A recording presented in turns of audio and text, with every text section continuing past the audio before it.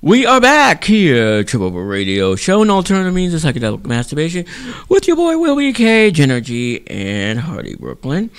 So a new person has now entered the freakdom with her presence. world, with her presence, of course, and she is an entrepreneur, and she's into different sets of Edric Bulls. She's into shows and other different underground scene stealing ideas.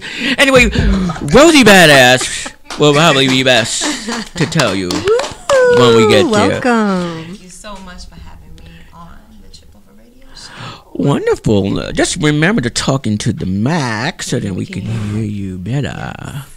So, Rosie, how you doing? I'm doing great. Thank you so much. Just sound like a little bit low. Oh, here, I'm doing it. Just sound like a little bit low. Maybe we can see if we can get some volume. Go ahead and say something else, honey. Me. There you go. Okay. Wow, look at that. There you go. Perfect. So, Rose, man, so tell us more about who you are and, what do you do? And what Hi, stuff I'm you do. Rosie Batty. I am a New York captain for the Cannabaddies, which is a movement, a group of empowering women all around the world. Badasses. Yes, we are baddies. Canna baddies, obviously. So what we do is basically we try to promote women in everyday situations, mothers, sisters, daughters, whether they're in school, whether they're working, whether they're home, that it's okay to be a cannabis user. I also help support women in their businesses. If they're just starting out, we try to see who's out there and who's new and who needs promotion so we can cross-promote everybody. Our message is basically to help bring together the community of cannabis. But me personally, I go a little extra because I have a little bit of, I don't know, I'd say some time in the kink lifestyle. So I am now trying to bring both of them together. Yeah, all right. Kink is a good thing. Kink's a good thing. It is. How long you been?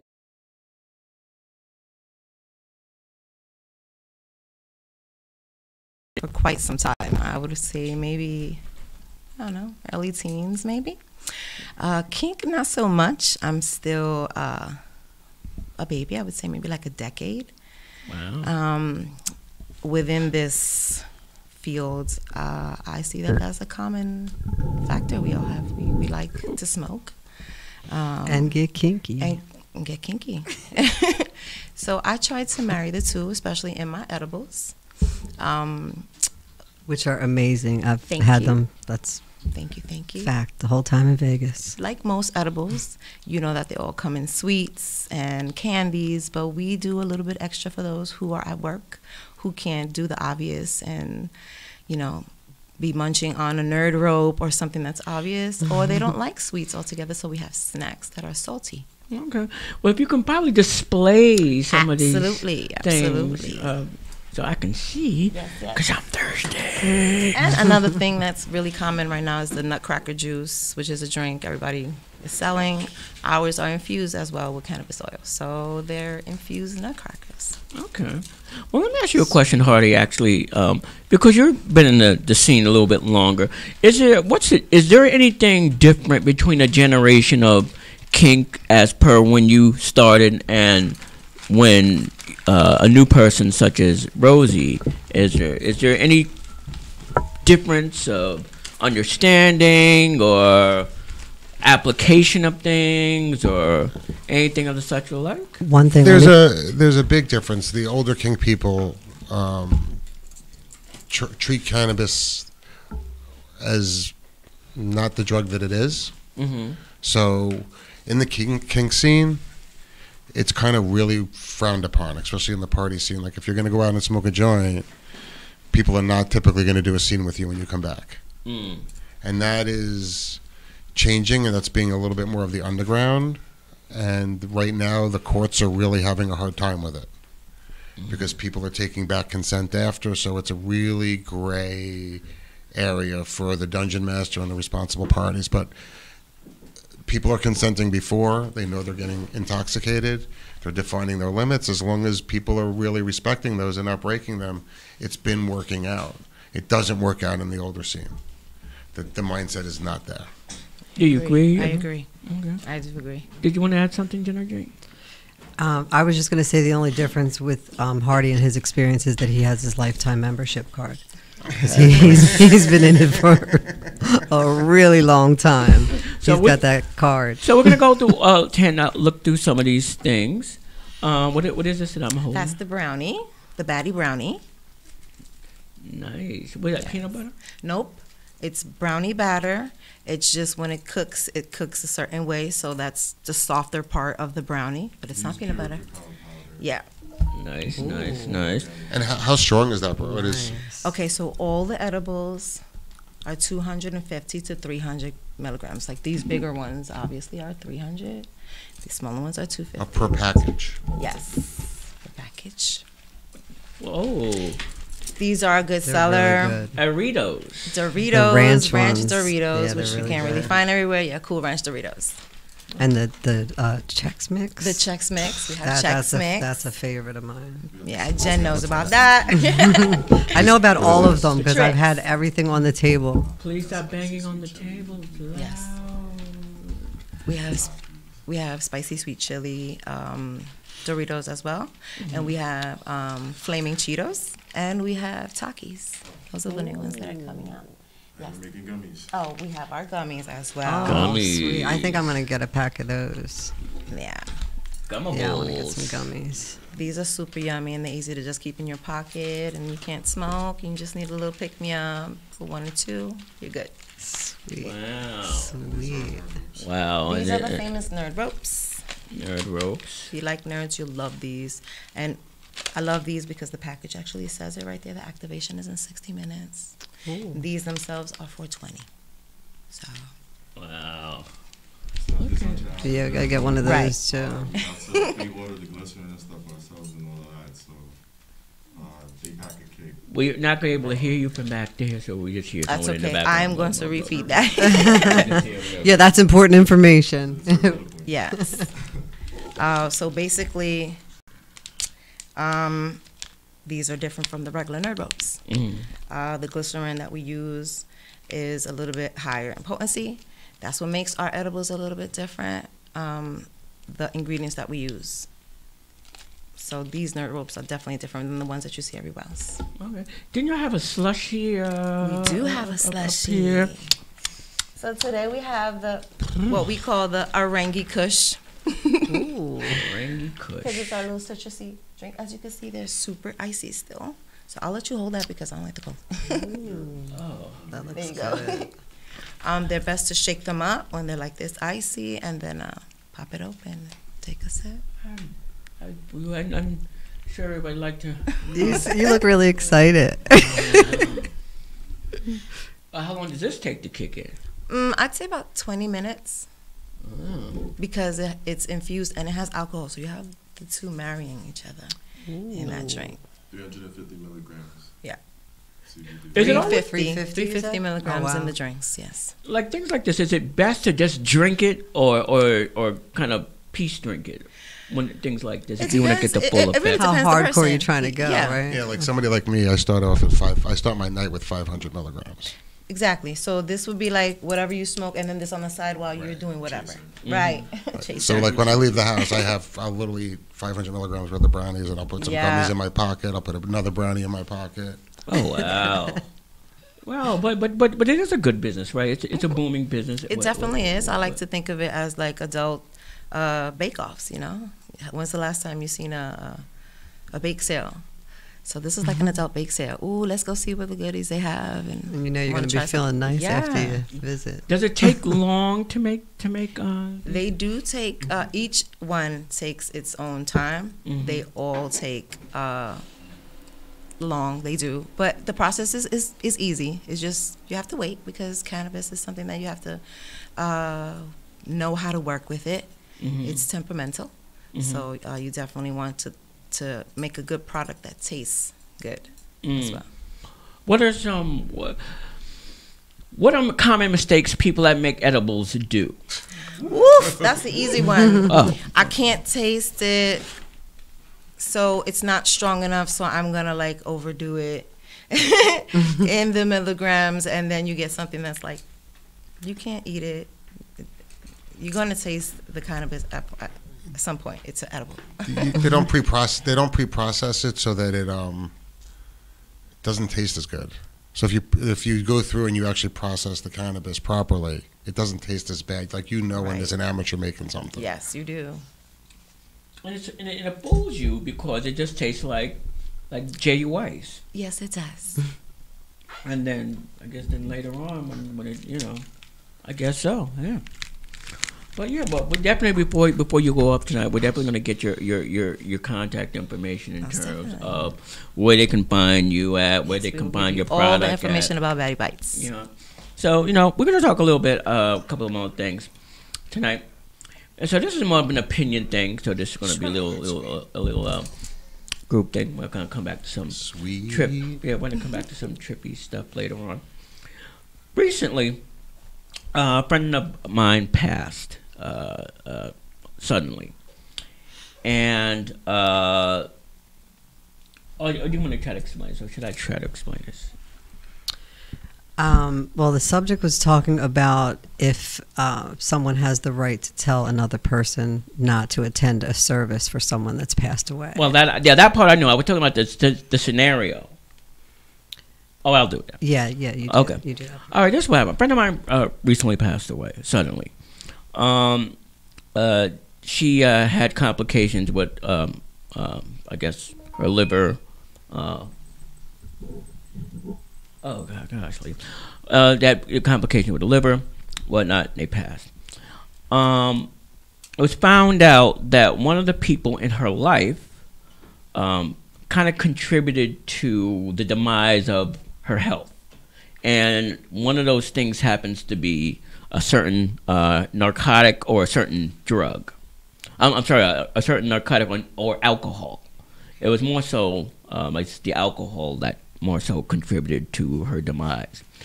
And unbeknownst to us, her immediate friends that drink with her and whatnot, the person who kind of introduced her to that particular narcotic or alcohol was specifically targeted as don't come to the funeral.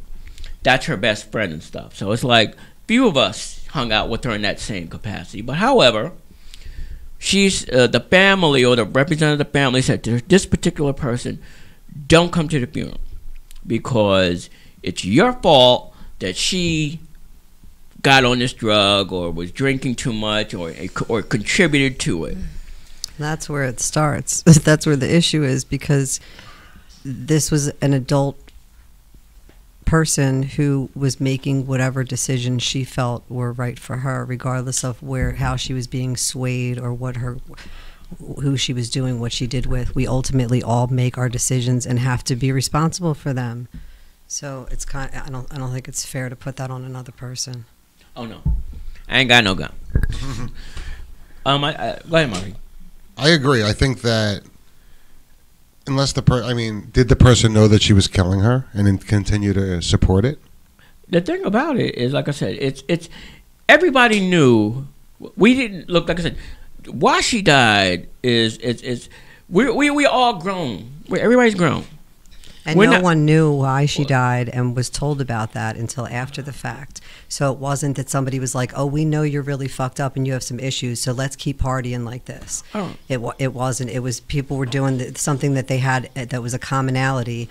And one person being grown and things being expensive, you're not trying to be forcing anything on anybody. You want yours if that's your thing. And for somebody else to be their thing to say, okay, you're not welcome to come to their funeral. If they were, whatever their relationship was, that they were friends, that's not for anybody to be deciding that, I don't think. I just don't think that it's fair. People can do that and can be that way and say, don't, or have somebody, instruct to not let them come in or something like that. But I think that one of the things we need to think about is that the people that have just suffered that loss, that are the family members, are blaming them, have to take the blame. They have to find blame on someone. Right. That's all the And- process, the and grieving process. It's too. not really, they're not being guided through the grieving process properly. They're just kind of like, hey, it's not our fault. It can't be her fault because she's our daughter or she's our child. It had to be the people you have to around blame her. somebody else. It can't just be the way it was. So I pose it to you, Rosie. So in a nutshell, your best friend passed. Your best friend passed, and you put her on, let's say, edibles, or you put her on the edibles or alcohol or whatever it is. Now the family's blaming you specifically because you started her doing it. Right. So now the funeral's here. We don't want you to come. Right. So, my opinion.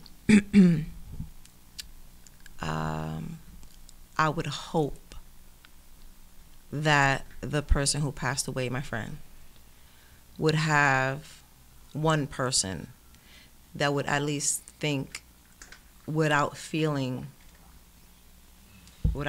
being in their complete feelings about the situation, and then maybe pose a time where this person that is not welcomed by everybody in the family can have time to grieve with the person who passed alone with no one else, so that they're not disturbing the family.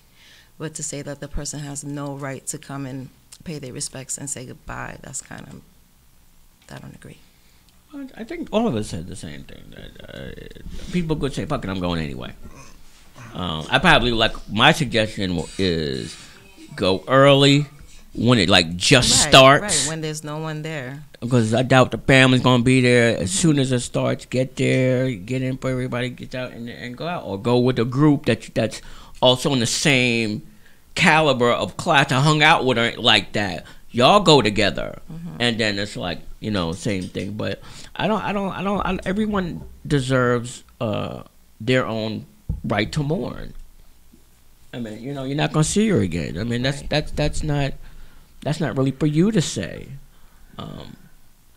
It also, I feel like, can go into how important that ritual is to you, or that whole, because that's what that is. It's a ritual of having a funeral and preparing a body and having a viewing and all these things.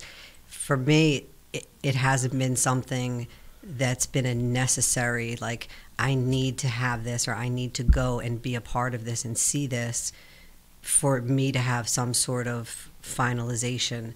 Because I don't see death that way either. I don't see it as a finalization, and I don't think that it's the end of things. And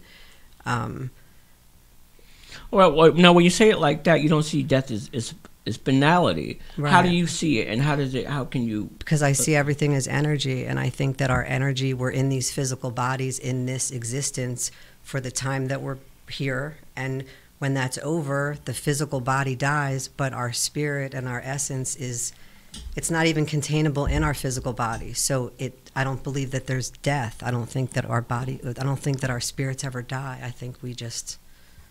So still, what does that mean, though? As it relates to the I don't situation? believe that someone dies and you have a funeral and you put them in the ground and they're there forever, and you go and put flowers there and talk to them there, because I think they're always here. I don't think that they ever leave. Just the physical body leaves, and I think that there's more than just a physical body, and I think there's more than just this existence. She's basically saying she just grieves differently, and I think that everybody needs to really understand that everybody has a different path that they're going to travel on, and everybody's going to grieve and process it very differently, and everybody should be able to process it properly in a way that's going to be beneficial to them. And in their own time, for sure. Yeah. But processing grief through anger is not processing it correctly. You need to get really professional help. It's just blame. No grieving and no moving forward.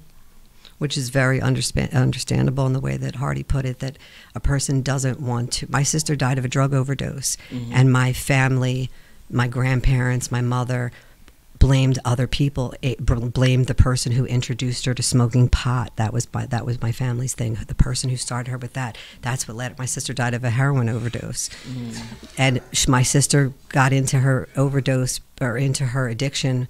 That was her choice, all where she ended up, and in the end of it being an overdose, that was all her choice. And to try to blame someone else for that is just part of that process when somebody just dies. I'm sure that they were really in shock, and we're just like questioning why, and why did we not know, and why did we not see it, and blaming themselves. And then in doing that, it's real easy to be like, oh, it was them, because you don't want to take it, and you don't want to put it on your child or your husband or wife or whatever, you know. And I think a lot of that is really, you know, rooted in our culture here in America and in society, because I have my life, I involve around people that do a lot of drugs, and a lot of people have OD'd or shot themselves or gotten hurt due to some stupid things that they've done.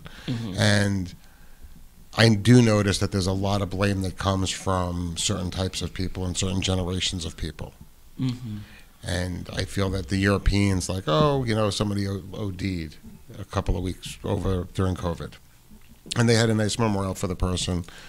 They didn't blame anybody. The parents didn't. They were like, well, you know, he was kind of stuck at home. What do you expect? You know, he's mentally, you know, he had mental problems, and you know, they take it for what it really is. Because when you're ODing, it's because you need help. You're not ODing for any other reason. You're ODing because you need help. I think that the family gets upset when they feel that they've been completely left out, and they're like the last ones to find out everything. That's really when they have to be like, okay, wait, we have to blame everything and everyone else because I didn't know this was going on. In a situation where there are people that know, then that's a whole different ballgame. Yeah, I mean, no. Well, you know what? But the thing about it is family did kind of know. They tried to do. They did try to do an intervention on for themselves. So hold on. So that's the first mistake. They should have brought those friends in to that intervention and let them know. So that, to me, like if I was their grief coach, we would actually be working through why did they keep the people that were causing the problem out of the intervention and not educate them. But the thing about it is that But the thing about it is those people that still do it, they still do it. So how are we going to go to? How would they or us go to an intervention for somebody to stop doing something that you're still doing with them? You stop doing it with them. You have. I mean, I've done for those, you know. I've done interventions for friends that have huge acid problems, huge Molly problems, and those are drugs that I pretty much still do pretty much heavily. I just don't hand them to them anymore because they can't handle it. No, she was a functioning addict. Right. No. But there's I think about functioning user. Correct. There's a difference between but she can function, but how is her body functioning after? Her thing was mostly the alcohol part of it. Right. And like you can see that in a person. So that's like the coke user telling the crack user, you really need to stop doing that. But you know what? Sometimes they do tell you that. I mean, I've had friends tell me, like, listen, you've been doing way too much Molly. You've been doing way too much acid. You need to stop. And what are they doing at the same time they're saying that? They're doing ketamine and ecstasy. Exactly. So I switched it up.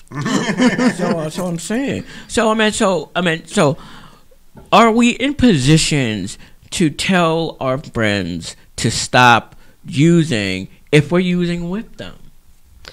I don't really think anybody's in a position to tell anybody else what they should be doing. Absolutely. I don't. That's not where I am. I don't think anybody should be doing that. You're only allowed your opinion, and even then, you have to be careful if the other person even wants to hear it. But you can talk to them. There's nothing wrong with, like, I mean, I've literally had friends come up to me and be like, dude, you've done Molly 7 days in a row. It's time to stop. Shoot. And I think that's just the level of care that friend has for you to say, hey, I see you're being a little reckless right now. Do you know what I'm saying? And I think people do that in being friends, and they're not coming from a place of judgment. It's coming from a place of like, I'm here with you too. I'm doing the same thing, and you're doing it a lot. Like maybe just take a look at it. Then why not start with yourself? Then why not start with yourself saying I should stop as opposed to you should stop while I'm still doing it with you? No, you're having the conversation. You're letting them make that decision. Right. If they decide they want to stop, it's not saying then you stop giving it to them. But like for in my circle of friends, for alcohol especially, that's like the most taboo drug.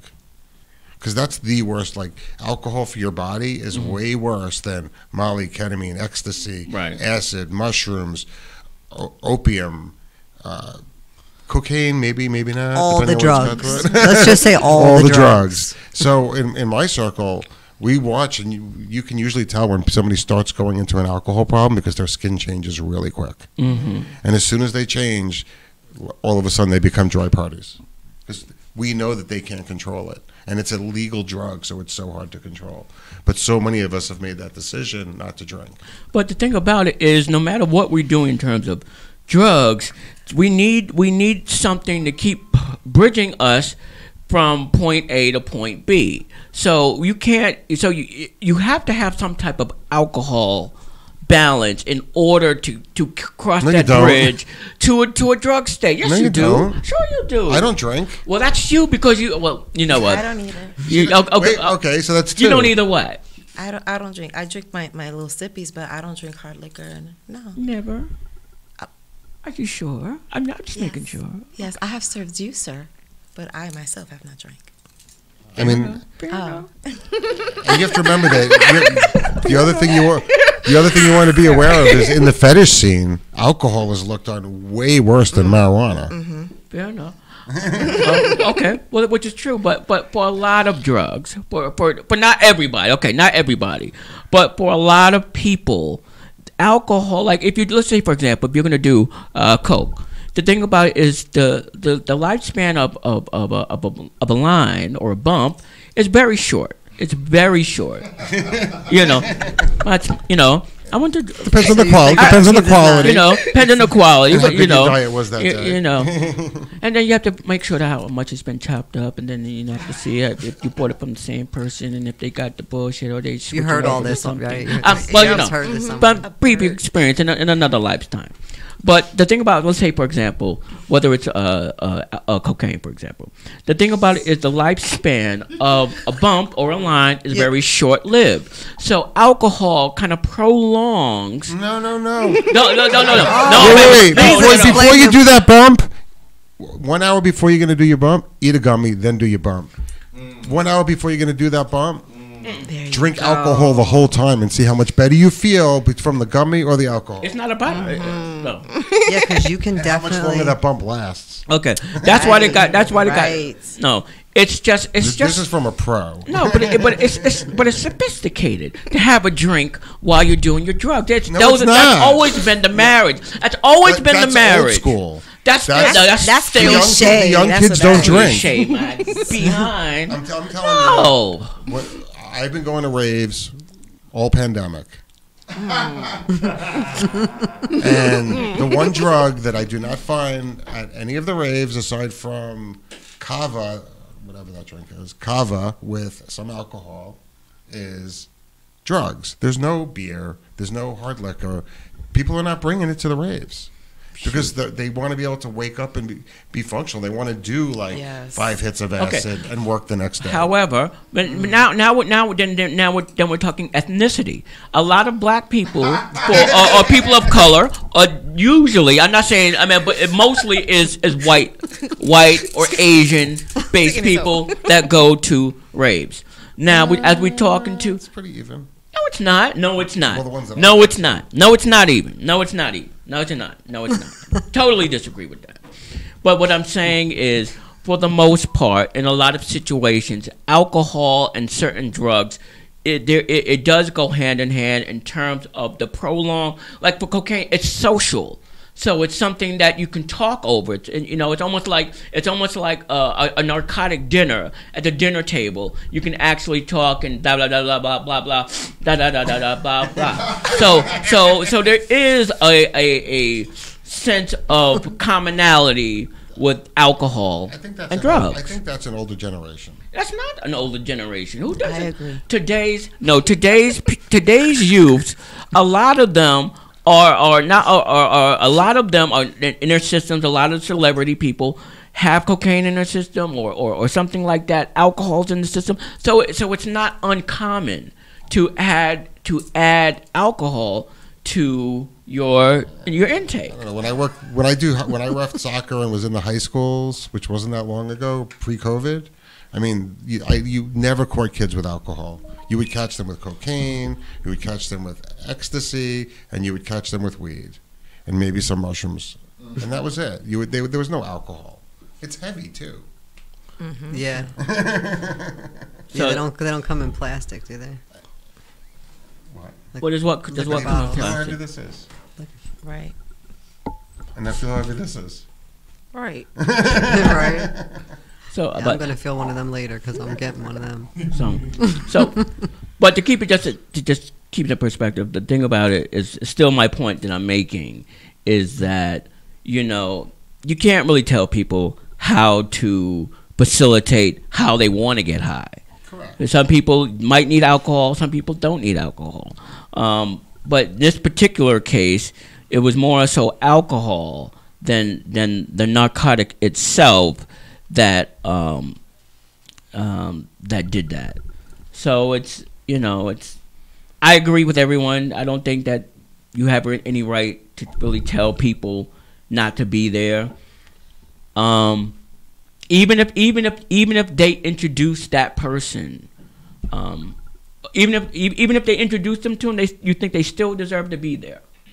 If you introduce somebody to edible, they over edibilize, then they die, and somebody found out it's you, Rosie, that gave these edibles to such and such. Now look at them. You shouldn't come to the funeral.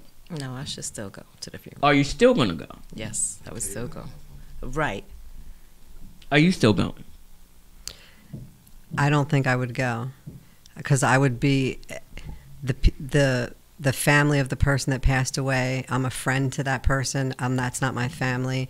That's their whatever their wishes are. I know what my friendship was with that person and what my relationship was with that person. And once their physical is no longer here, I don't need that. I need to go and see somebody's dead body. I don't feel that. I can make peace with the relationship that I have with that person. I don't need to do that by showing up or letting people see me and ended up getting into an argument with people. Like it's disrespectful and there's no need for that. And I would want somebody to respect me if I felt that way, and maybe that's really closed-minded, and I don't think that I would ever feel that way, but if I did, I would like to think that people would respect my wishes because my person just died.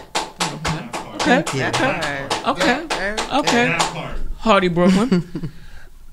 If I was the one that gave them the drugs You're the one you introduced it to them. and physically gave it to them, Yeah. And they told you don't come. Are Yeah, you and someone going? from the family told you don't come.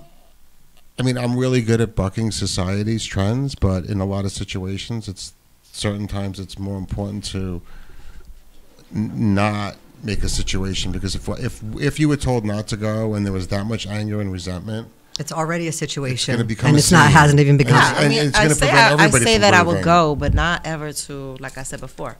Right, like you said, was beautiful, and maybe even do that if that person feels the need that they really want to go and see Right.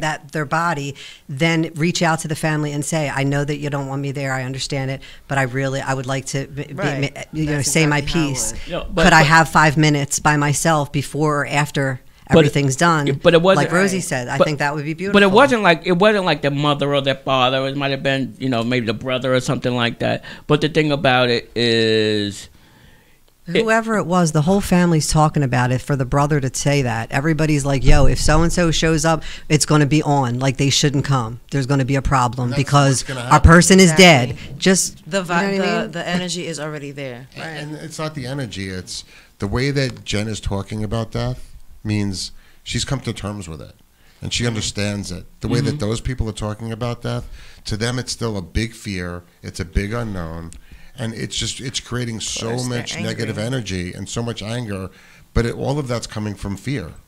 okay, I So get why that. create more?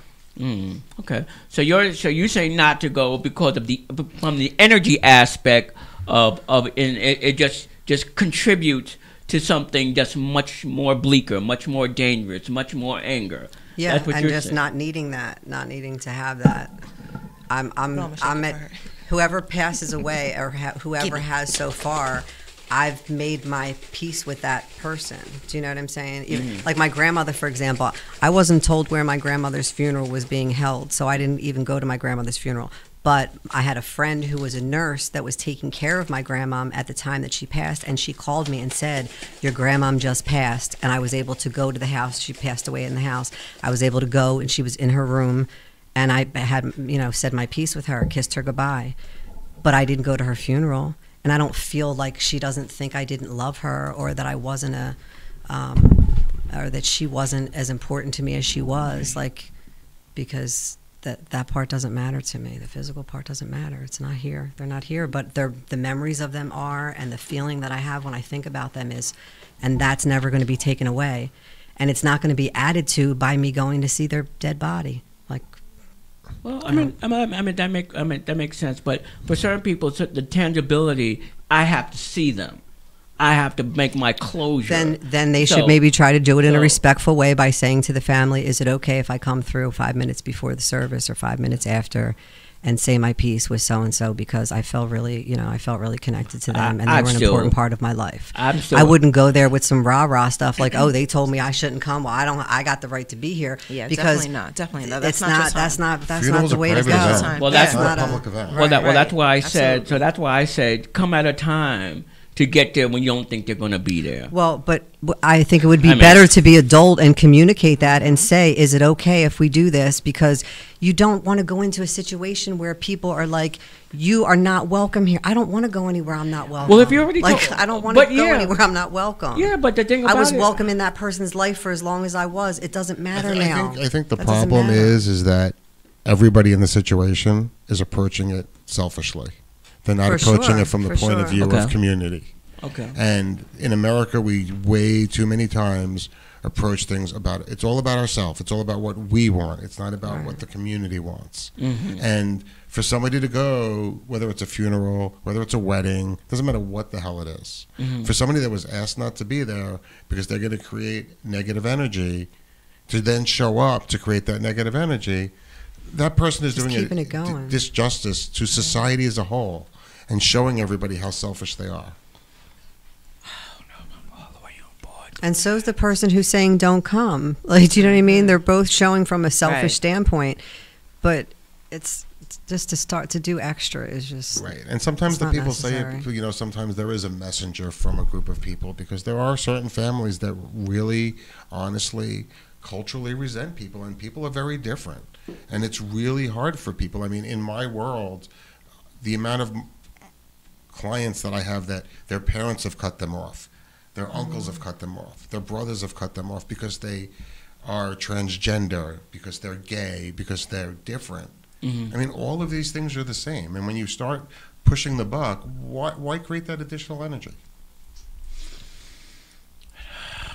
Because you're selfish, that you need to grieve in your own certain way? I don't know if it's always selfish. I don't know if it's always selfish. It's not selfless if you're overshadowing what somebody else is saying, and it's not for the other person too. Because isn't a funeral supposed to be a way of honoring someone? So you would think that people wanting that person to be honored would be like, the more the merrier. Everybody that loved this person, that's great that you're showing honor to this person. If they're not on that page, you don't need to get on it with them, like, because you're gonna have problems. I think if had they said, and I don't know if she said that, but if assuming this, if the brother had said, don't come, my mother and father don't want you there, that's different. No, it isn't, because everybody knows why he said that. Everybody knows why he said to who he said, don't come to the funeral. There was no this is a message from my family. None of that. It's the whole family has been talking about that shit, and you're the reason that they're the cause of it for them right now, because they're in a state of grieving because they just lost their person. So anybody in their family could say it. Anybody. It doesn't matter. Everybody. Yeah, it does do you matter. know when you heard that message? Do you know why that message was sent? The thing about no matter who it wasn't sent to me. I know so it wasn't sent to you. So no, I don't. But I was like. But do you know why that message was sent to the person that it was sent to? Do you have an understanding of that? I do. Okay, well there you go. It doesn't matter whether it came from Uncle Joe or Uncle Bill, cousin, whatever. It don't matter. The whole family, let you know. The whole family, if you didn't know, feels this way. So it doesn't matter who in the family felt that way. Or the person could communicate and ask the family and see if it's just the uncle that's angry or if it's everybody else. You know what I'm saying? Right. By communicating and talk to the family. And see what they say. Okay. Have mercy. I was telling the person I gotta move this way, that way. No, they're saying no, that way. Okay, excuse me. All right, we're actually getting ready to wrap this up. We got about another 5 minutes or so. But I do appreciate the insight that you guys gave. So when tomorrow comes, because it's supposed to be happening this week. So when tomorrow comes, if I'm asked, well, Will, what do you think? I'm still stuck. I'm still stuck. I think what you need to go to the person that's in question and ask the person and say, listen, I know you want to grieve. I know that you want to do this, but do you want to create negative energy that could potentially be a fight? And they can call the cops on her when she shows up, because a funeral is a private event. It's not a public event. Right. So do you want to add to that or not? Do you know what I mean? Do you want to add to that, or do you not want? And if you don't want to add to it, if the person is looking at it in not a selfish way, then they can communicate and say, hey, look, it's really important to me to be able to say goodbye to them. Could I do that? I know that it's been expressed to me that I'm not welcome there, and I'll respect that, but I would still like to, just even have a moment. Can I just reach out to an expert, a professional, to help them through the grieving process? They're not going to do that. I mean, especially then they shouldn't be expected to go. So that's all right. I got what you. What would you say, Rosie? I say you have to ask. You have to find a way to ask if you can attend. You have to. You can't just show up. It's not going to be good. It's going to cause a problem. It's going to blow up in her face. We all know. She's going to look like crap in front of everybody when the family goes off on her. And do you really want to be that person sitting in the chapel where the fathers and the mothers screaming at her, telling everybody how much of a drug addict, alcoholic she is? Exactly. Why? Why do I want to put myself in that situation? And that it's definitely leaving room for that to be a reality. I mean, I guess people that have had more death around them treat it differently, but I guess I gotta sleep on it now. I gotta sleep on it. I definitely gotta sleep on it. Anyway, Rosie, before we get out of here, we got. This is amazing, by the way. Did you mention that? The JUI, Really it's definitely. because of the ice that it's. Now I'm realizing why they keep doing like this all of a sudden. It's sneaking up on you. I told you. All of a sudden, I just keep. Yeah, because you see how much he drank of it already. I only had a sip so far. You almost had half of it. So that's pretty good though. So you can find her at Instagram. I'll get to that. I know how to do this part. I know how to do this part. But anyway, your product is great. The juice is definitely. I'm so glad you very like. Very tasty. Honey, where can they find you at, and what you have You anything can coming find the Baddie Bites is still up and coming, so we're not promoting on the website at the moment, but you can go on Canna Baddies on Instagram, Canna Baddies NYC, all one word. And you could definitely hit me in the DM. What it say? CK? KANNABADDIES NYC, all one word. Okay, coolly on honest. Instagram. On Instagram, hit me in the DM, and I'll definitely get that info for you. Okay, cool. And you have any events coming up? Not at the moment. Canna Baddies, the organization I'm with, we do have a photo shoot coming up in April. Yeah. So April 11th will be the second part of our Canna Flicks photo shoot. But that's it for now. But definitely stay tuned, and I definitely will keep you guys in touch. Cool. And keep me stocked with edibles, because they are. Yeah, that catch me out. Meow. Got you. Jenna, what can they find you at, honey? At Jen Tattoos with a Z, JenTattooz at Yahoo. On Instagram, also Jen Tattoos. If you're interested in a cuddle session, you can reach me at cuddlist.com/Jennifer L. /. Okay. L Crazy Hardy Brooklyn, where can they find you be? You can find me at Hardy, HARDY, Brooklyn, spelled just like the borough, .NYC on the web and on Instagram. I forgot you just got the shortest thing. And me, your boy, and of course your boy William Kirksey on Facebook. You can also find information on the Trip Up Radio Show on Facebook.